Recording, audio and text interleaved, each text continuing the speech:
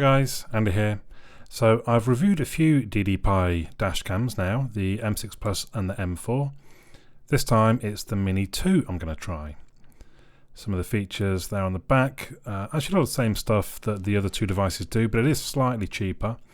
You can get them kind of anywhere from £60 to £80 on eBay. Once again, DDPai, they do a good job of packing things in very tight. I had to cut out probably about a minute of me wrestling with this box to get things out. It is very compactly packaged and in a similar manner across all of their devices. So here's the instructions for the Mini 2 in English, which is always a bonus. It shows some of the parts that'll be in the box, but we're just going to go ahead and have a look anyway. So as with the others, we get some little tools to help us install, some spare sticky pads and little brackets, and then it's a micro USB cable to regular USB-A, quite long, so should be enough for pretty much anybody. And in this same box is the cigarette lighter power socket. I like that it's got two sockets on it. We have the remote button, which I actually always thought it was for like recording or keeping bits secure, but I think it's just to take a still photo. And then we take the actual device out. So unlike the other two devices I've done, the mount is kind of built into the whole unit. So you can't unclip this one and take this off your windscreen, which I think is a bit of a negative. It feels a little plasticky, but also it feels quite well made plastic, not cheap plastic. You can see that the camera itself does rotate through probably about 300 degrees from the mount. There's the micro USB port, and if we open the flap, that's where the micro SD card goes. I will be using a 64 gig Samsung one. The speaker on the right hand side just next to the lens, you might have noticed earlier when I was looking at it. So yeah, generally it seems a well made product, feels pretty sturdy. Let's move on to the app. Now I had been trying to connect with my Pixel, but it's in beta, the beta process, whatever, install, and it would not connect. So I whipped out my Roam from like a couple of years back to do the connection and app setup. I've since rolled back my Pixel out of the beta program and it works just fine. So here is the app. If you see my other reviews of the DDPai devices, you'll probably recognize everything that's going on. So we go to add a camera, and I think it's still actually booting up. You see it's flashing. We're going to try again now. And basically the Mini 2 will emit a Wi-Fi. It basically creates a network. We connect to it with 123.0 as the password, literally 130 on your keyboard. You see that it's connected to the Wi-Fi network of the Mini 2, and then it connects into the Dashcam. And you can see the live footage. There's not actually that much delay either, look. It's pretty quick. The first thing I did was format the SD card just to be safe, really, to check it's in the right format for the Dashcam. And again, so you may recognize the app. One of the first things I'm going to actually is turn the volume rate. It does make I've taken the sound off the kind of original recording, so you don't particularly hear, but it does make quite a loud noise, as do the other DDPais when they boot up. So I'm just tone that down a little bit. So we can record up to 2K 144p. We can have full screen or kind of a cinema mode, which is like proper letterbox, I think. So I stuck with full screen. Some more of the options, remote control pairing at the top there. We're going to do that right now. There's a parking mode, but as it says, basically this will continuously draw your power, or could continuously draw the power from your battery. I don't want to do that. I mean, I'm going to go in through one that's wired through my ignition, so it wouldn't, it wouldn't work anyway with me. If you want to see what version and things that I'm running at the moment, there it is. So that's most of the settings, I think. Have we missed everything? I think this is just saying the space that the app itself is taking on the phone. I think, not particularly. Yeah, there we go. 11 gigs capacity available. Not particularly useful, but you might need to. To be honest, once I set it up with the app, I pretty much just leave it to go. Just when I turn the ignition on, it starts recording for me. When I turn the ignition off, it stops.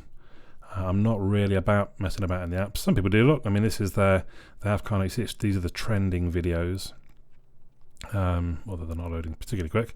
And if I wanted, I press the plus in the middle and I can upload my own. I'm not really wanting to do that. And there's your account. I set up an account with DDPai. I can't remember if you have to or not, but it's particularly easy. One thing you might need to do is reset the device. If you're having problems connecting, it's always worth trying this. So I use the SIM eject tool in there. You hold down until it stops flashing, and then basically it boots back up again. Give it some time, and then reconnect basically. So that's pretty much it for kind of the unboxing element and the looking at the app if you haven't seen it before. So I think now it's time to head outside to the car and get it installed. So I've still actually got my DDPai M4 installed at the moment. On the left you can perhaps see it just there, but the Mini 2 is installed next to it. Rather messily at this point. The cable runs round, down the side of the dash, under the through the footwell, and plugs in where I've got an extension at the side there. There's the actual Mini 2. Again, you can see the M4 next to it. So I couldn't get it as far across in behind the rear view mirror as I might have liked. And again, there we can see the app showing what the Mini is seeing in full screen. And when I'm actually sat in the driver's seat, even though I've got two dash cams there, neither of them, well, if I took the wire out of the way, which I do later, neither of them are too invasive of my view. And from the outside, you can see the Mini 2 a bit more than the M4, I believe, because the Mini 2 is silver, obviously. So I think it shows up a little bit more. I prefer the black, less visible. I think now it's time to check out some of the footage. The first footage we'll see is probably the best conditions that I filmed in. It's almost sunny in the middle of February in the UK. Me driving home from the gym, and you can see there as I freeze the shot, you can see the registration quite clearly of traffic coming the other way. Even though when you're watching the video it almost looks a bit of a blur, the frame rate's going quick enough that it can see the license plates. So generally I think it's a pretty good image. The colours look good, the colours look real, the colours look strong. You look at the reds and the vans on the right there, and the chap in his fluorescent vest, all look pretty good, I would say. Generally it's quite a sharp image. I think for the money that's a pretty good image. Let's try the microphone. I've got a bit of footage with me testing it.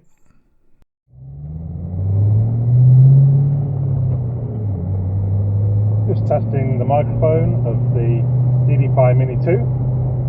I'm speaking reasonably loud, maybe a little louder than I would if someone was sat next to me, but I'm assuming the mic might not be that great, so trying to be nice and clear.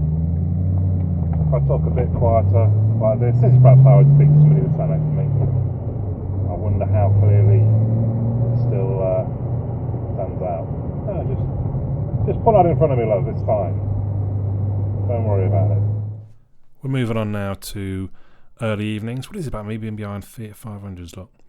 And if we freeze the frame again, I think we can see there, yeah, we can read the registration. The light is dimming. The camera actually does a good job of not particularly portraying that. It looks, you know, reasonably bright still. It is only 10 to 5 in the evening, but it's February in the UK. That's not the brightest time of the year. But again, it does quite a good job. I think the image, obviously I've uploaded this to YouTube, so it's not going to be quite as good perhaps as the original footage, but hopefully again a good impression of what it looks like. As I say, generally pretty good. We're going to switch over now to earlier that day, around 7 o'clock, 10 past 7 was it? Yeah. So everyone's got their lights on, and all of a sudden the frame rate is struggling a bit, and if we freeze that, you can see clearly that that isn't going to give you any help at all in recognizing a license plate. But of course you can still see it's still a good image. If things happened in front of you, it would be quite clear the make, model, color, and probably even a person if they were to get out. You know, it's all going to be good enough to be I would imagine evidence if you should need it. And again, the colors looking pretty strong. I see, you see that nice red bus, looks good. You notice there's a fisheye effect, kind of the curvature around the edges. That's just to make sure that everything fits in with such a small lens, really. I don't really see it as being a problem. We swap over now to proper darkness. Gone 9 o'clock now. And you can see I'm not even going to bother freezing a frame here. There's no way you're seeing the license plate of traffic coming the other way. You hopefully can work out the license plate of people in front of you. That might be useful. But actually, I think it's a pretty good image still. We're getting a little bit of glare off lights coming at us, as you can see. But all in all, that's still quite a strong, clear, crisp image that I think is pretty good for it is basically a budget dash cam, the DDPai Mini 2. but it does give, I think, a good image. We're getting a bit of dashboard reflection. I've not got any kind of CPL filter, which in theory reduces reflection through the lens. Even in this sort of, so it's a bit overcast, you can see a bit of reflection off the dashboard on the window, but it's nothing too bad, I don't think. So as I said, you can get these anywhere from kind of £60 to £80 on eBay.